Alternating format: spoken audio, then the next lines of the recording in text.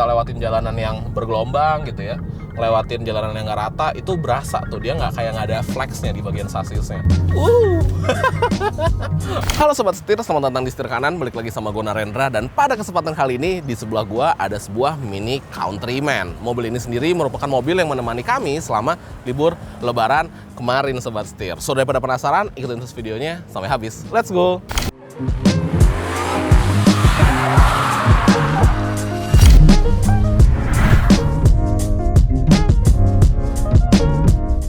Mini Countryman sendiri merupakan varian Mini yang terbesar yang hadir di Indonesia Sobat Setir. Karena kan secara Mini itu dari namanya aja udah kecil ya. Jadi memang mengutamakan mobil-mobil yang compact, yang kecil, yang stylish. Tapi buat kalian yang butuh 5 doors dan ukurannya besar, ini ada Mini Countryman. Mini Countryman sendiri kalau di Indonesia itu compete-nya dengan BMW X1, dengan Mercedes-Benz GLA, itu kurang lebih sekelas tuh Sobat Setir. Dimensinya juga mirip-mirip karena menggunakan platform yang sama. By the way, Mini Countryman ini adalah generasi ketiga Sobat Setir dan menggunakan platform UKL. UKL itu merupakan platform entry levelnya dari BMW, makanya dia juga sama ya dengan BMW X1 gitu, dengan BMW seri 2 Tourer itu menggunakan platform yang sama.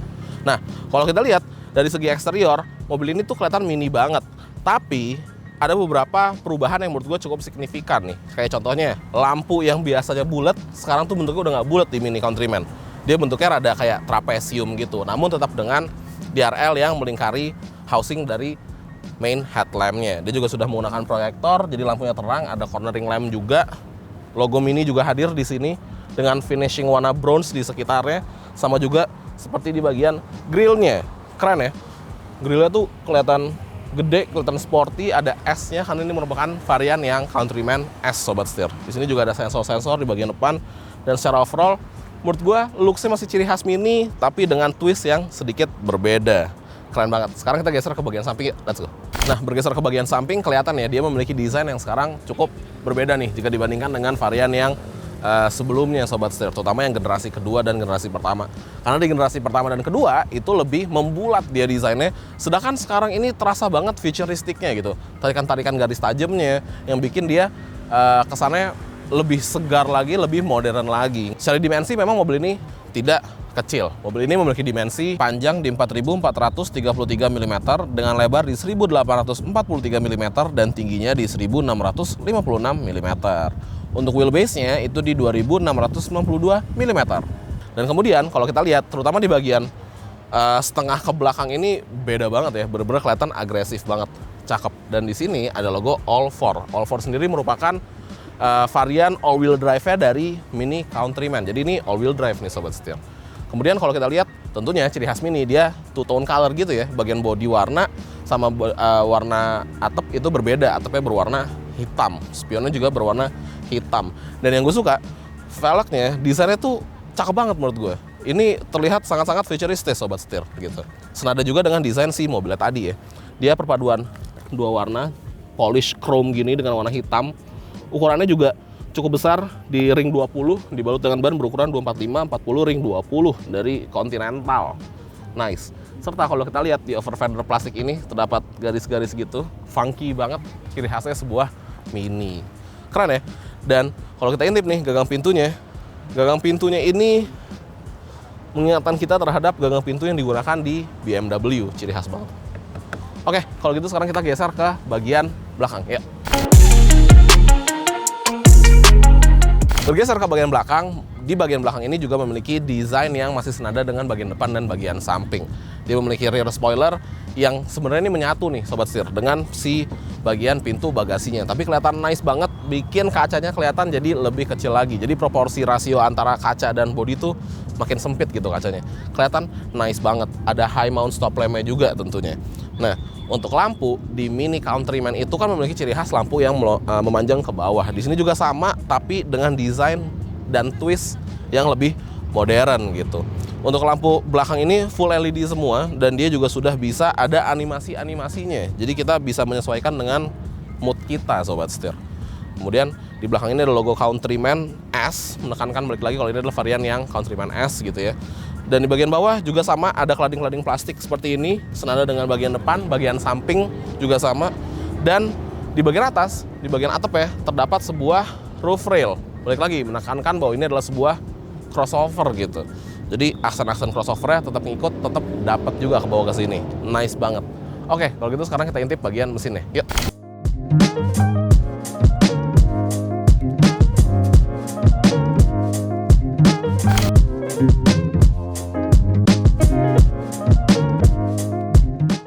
Setir kanan dengan 50 outlet mobil bekas. Jaringannya luas. Setir kanan. Nah, ngebahas mengenai mesin ya. Mobil ini menggunakan mesin 2000 cc 4 silinder turbo mild hybrid yang menghasilkan tenaga sebesar 201 horsepower dengan torsi sebesar 300 Nm.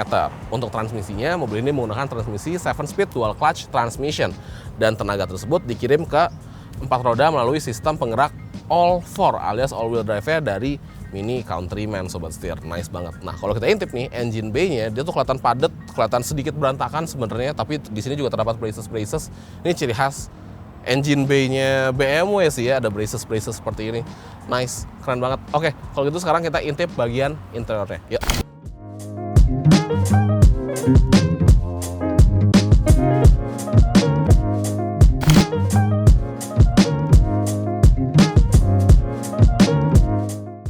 Masuk ke dalam, kita langsung mulai dari row keduanya dulu nih Sobat Setir. Jadi di bagian depan ini adalah posisi berkendara gue. Tinggi gue standar orang Indonesia aja di 170 cm, tapi emang gue nyetirnya ada mundur dikit gitu.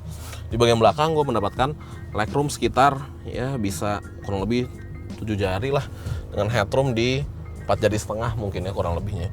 Nah, walaupun begitu di belakang ini gak terasa sempit Sobat Setir. Kenapa? Karena yang pertama jok di bagian depan ini dia tuh melengkung ke bagian dalam, jadi gue bisa mendapatkan legroom yang lebih luas lagi, walaupun di bagian sininya emang rada dekat ke gua feelsnya. Yang kedua, dia memiliki recline angle yang menurut gua pas banget, udah nggak bisa direbahin lagi, tapi ini udah enak sih, udah nyaman sih buat perjalanan jauh, oke lah. Dan juga di bagian belakang ini itu dia memiliki beberapa fitur yang menurut gua kepake banget untuk kebutuhan sehari-hari nih. Kayak di sini contohnya ada charging port Type C, ada 2 buah. Di sini juga ada ventilasi AC yang kita nggak bisa atur kanan kirinya, tapi kita bisa atur semburannya gitu ya. Kemudian di sini ada penyimpanan terbuka juga, dan di tengah sini tuh ada got atau ada channel buat ke belakang. Secara kan ini adalah varian yang all-4 alias all-wheel drive gitu Sobat Setir. Nice. Di bagian belakang itu joknya didominasi oleh warna coklat yang ada aksen biru-birunya, tapi beda hal sama di depan, nanti kita bahas ya. Kemudian di sini juga terdapat sebuah armrest yang menurut gue tingginya udah pas, cukup nyaman, kanan kiri oke.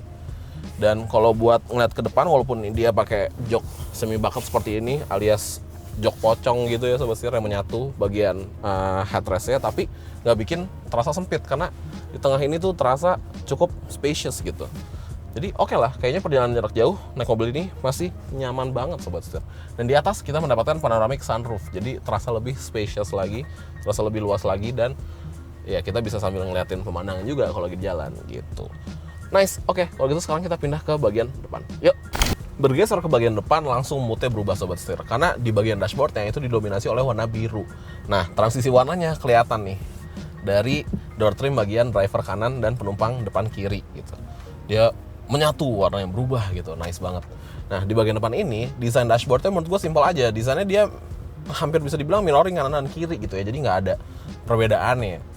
Tapi di bagian tengah ini terdapat sebuah head unit yang menarik banget. Oke Sobat Setir, ngebahas mengenai head unitnya. Head unit ini menggunakan teknologi OLED, dia bentuknya bulat, dan menurut gue ini gambarnya bagus banget.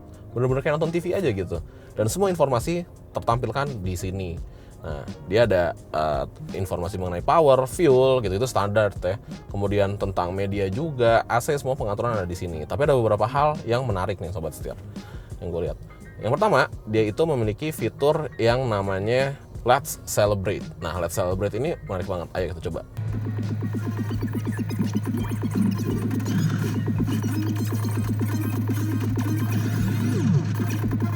Kemudian konektivitasnya juga cukup lengkap di sini Sobat Setir. Dia udah support Apple CarPlay, Android Auto juga, udah bisa wireless juga tentunya, dan dia ada personal assistant si Spikey di sini. Jadi kita bisa ya kayak personal assistant virtual gitu ya. Kemudian banyak pengaturan baik dari lampu, pengaturan mobilnya, pengaturan ADAS-nya, lampu luar, lampu dalam, itu bisa diatur dari si head unit ini juga Sobat Setir, seperti itu. Dan menarik ya, dia tuh punya experiences. Nah, experiences ini semacam kayak driving mode gitu, tapi ngerubah bukan hanya rasa berkendara aja, tapi display di sini juga. Kalau kita ganti ya. Nah, ini sekarang kita lagi pakai di experience yang namanya Core. Kemudian sekarang kita ganti ke atas. Nah, atas ini Go-Kart. Setiap kita ganti experience tuh ada sound effect kayak gitu Sobat Setir. Go-Kart ini ya bisa dibilang sporty lah ya. Jadi dia respon gasnya beda, respon steeringnya beda, brakingnya juga beda, dan displaynya langsung nampilin meter tenaga seperti ini, dan ada G-meter juga. Oke, keluar dari experience kita pindah ke green. Nah, kalau di green ini dia lebih kayak masuk ke eco mode. Warnanya hijau-hijau, pengaturan AC berubah, respon gas berubah. Itu bikin dia agar bisa lebih hemat lagi konsumsi bahan bakarnya. Di luar itu ada personal, ini bisa kita atur secara personal juga, dia lebih didominasi oleh warna merah gitu ya. Kemudian ada Vivid. Nah, lucu banget ya, setiap ganti mode ada suaranya. Lanjut lagi ke mode timeless. Nah, di mode timeless ini dia seolah-olah kayak speedometer mini zaman dulu. Jadi ada dialnya di sini gitu ya. Kemudian lanjut lagi ke balance. Nah, balance itu lebih didominasi oleh warna gelap. Jadi langsung nutup nih di atas untuk si panoramic sunroofnya. Dan yang terakhir ada yang namanya trail. Dan experience trail ini itu hanya ada di Mini Countryman aja Sobat Setir. Dia menampilkan pitch and roll. Terus di sini juga ada kompas dan arah setir kita tuh di situ. Dia juga ikutan gerak ya. Tuh, lucu ya. Ya, sebenarnya ini fitur yang lumayan menarik ada di Mini Countryman. Seperti itu Sobat Setir. Kemudian bergeser ke bagian bawah, di sini terdapat beberapa shortcuts. Jadi ada untuk audionya. Kemudian di sini ada experience, toggle gitu ya. Engine juga lucu, dia modelnya diputer kayak Mini zaman dulu, kunci gitu. Kemudian di sini ada untuk shifternya. Di bawahnya juga ada beberapa shortcut lainnya. Di sini terdapat sebuah wireless charger, penyimpanan terbuka, 2 buah cup holder, penyimpanan terbuka lagi di bagian sini, dan yang menarik di bagian tengah terdapat sebuah kotak yang kelihatannya kayak kotak bekal gitu ya Sobat Setir. Tapi enggak, ini adalah penyimpanan tertutup seperti itu. Menarik banget. Nah, si kotak bekal ini nggak hanya ada di Countryman aja, karena di Mini 3 doors juga ada, Mini 5 doors juga ada, dan Mini modern lainnya gitu. Lucu banget. Di sini terdapat sebuah armrest yang bisa kita geser. Jadi kita bisa nyetir dengan lebih relax lagi, bisa lebih santai lagi. Seperti itu. Nah, di bagian depan ini terdapat sebuah head-up display. Jadi dia nggak ada speedometer, karena speedometernya sebenarnya udah nyatu, instrumen clusternya semua udah nyatu dengan head unitnya di bagian tengah. Seperti itu. Kemudian kalau kita lihat steering wheelnya, bahannya enak banget dipegangnya. Halus gitu ya. Kemudian dia bentuknya juga iconic Mini banget. Dia sebenarnya 2 palang, karena palang ketiganya itu pakai bahan rajutan woven kayak gini. Lucu banget, dipegangnya enak.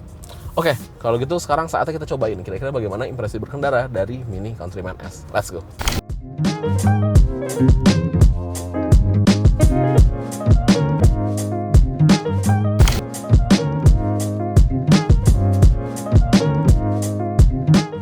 Oke Sobat Setir, langsung aja kita cobain bawa si Mini Countryman ini. Pertama, yang gue dapat rasakan adalah mengenai posisi duduknya dulu nih. Posisi duduknya memang ini tidak serendah yang di Mini Cooper gitu ya, Mini Cooper 3 doors maupun yang 5 doors. Ini emang lebih tinggi. Secara kan dia memang varian Countryman ya, yang memiliki fokus yang berbeda. Dia crossover gitu, jadi ya lebih tinggi oke lah. Pengaturannya juga macam-macam banget.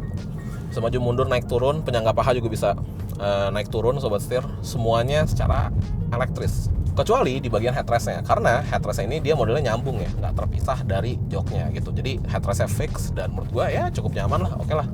Posisi steeringnya juga bisa diatur, tilt and telescopic, dan reach-nya juga lumayan jauh.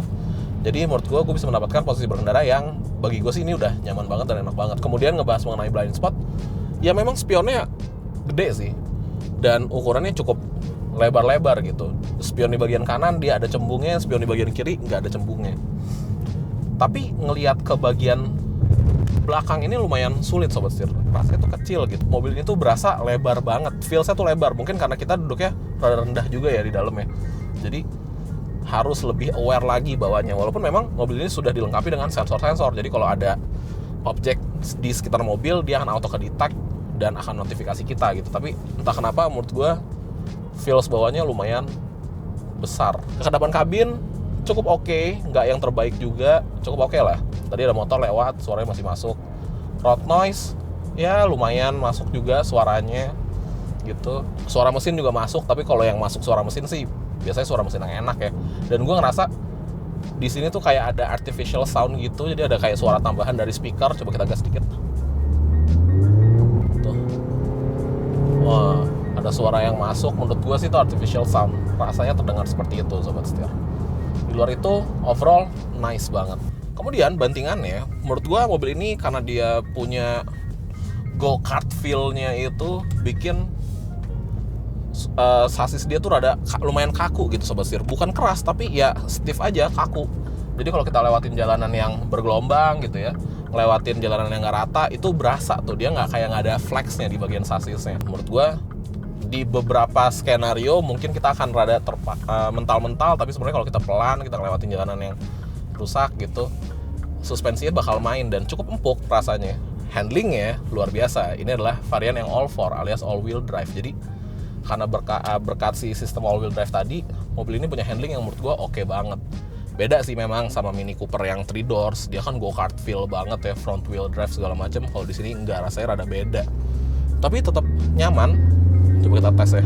Belok nih, depan ada belokan. Kita coba belok. Tuh, nurut banget.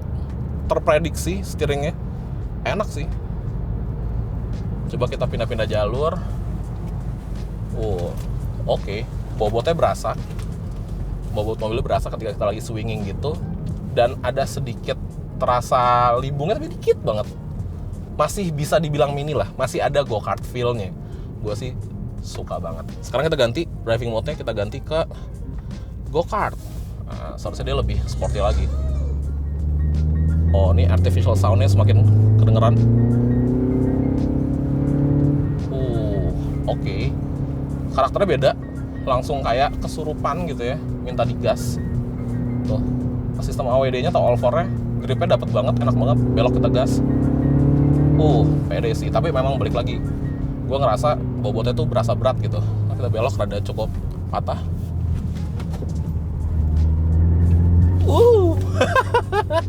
Oke, udah cukup berasa ya, cukup tumpah pas belok, karena bobotnya balik lagi, tapi handlingnya masih oke.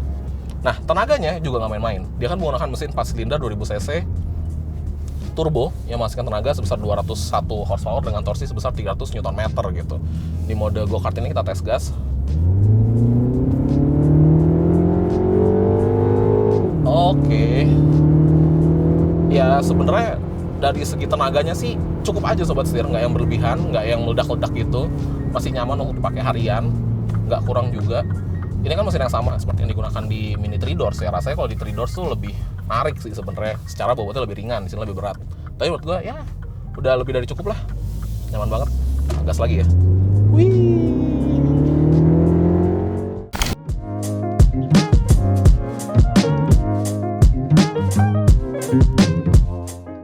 Oke Sobat Setir, sekian review kali ini. Bisa dibilang Mini Countryman di generasi ketiga ini memang rasanya jauh lebih advance lagi jika dibandingkan dengan Mini Countryman di generasi kedua. Lebih full of technology, desainnya juga lebih eksentrik, tetap dengan ciri khas mininya. Mobil ini dibanderol dengan harga 1,4 miliar Sobat Setir. Kira-kira gimana nih menurut kalian? Worth it atau enggak? Tulis pendapat kalian di kolom komentar di bawah. Oke, kalau gitu jangan lupa untuk klik like, komen, dan subscribe, serta follow TikTok dan Instagram kami di @setirkanan_official. Dan untuk kalian yang lagi cari mobil bekas harga cerdas atau cari berita terkini mengenai dunia otomotif, bisa mampir ke website kami di www.setirkanan.co.id. Gue Narendra, sampai ketemu lagi di video selanjutnya. Salam setir kanan. Wing di bagian belakang. Hah? Spoiler ya? Error. Ulang ya kok. 1, 2, 3. Bergeser ke bagian belakang, memiliki...